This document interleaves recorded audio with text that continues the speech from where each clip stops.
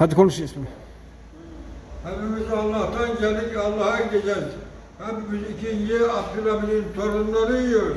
Eşhedü en la ilahe ve eşhedü enne Muhammeden Resulullah. Bismillahirrahmanirrahim. Ya Allah ya Bismillah. Ya Allah Ekber.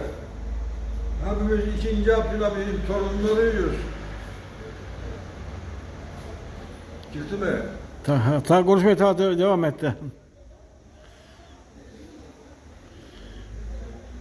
Hadi tabi bir şeyler konuşun Adım abi hadi. Hazreti aşkına, Hazreti Ömer aşkına, Hazreti Ebu Bekir aşkına, Hazreti Osman aşkına, Hazreti Muhammed Aleyhisselam'ın aşkına. Bismillahirrahmanirrahim. Bolluk berekete. Allah Hızır Aleyhisselam'ı ülkemize uğraşsın. Hızır Aleyhisselam'ı.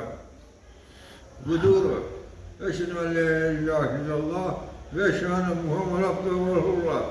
Nimeti celilullah, bereketi halilullah, şefaat ya Resulullah. Soframıza bereket, yiyenlere afiyet.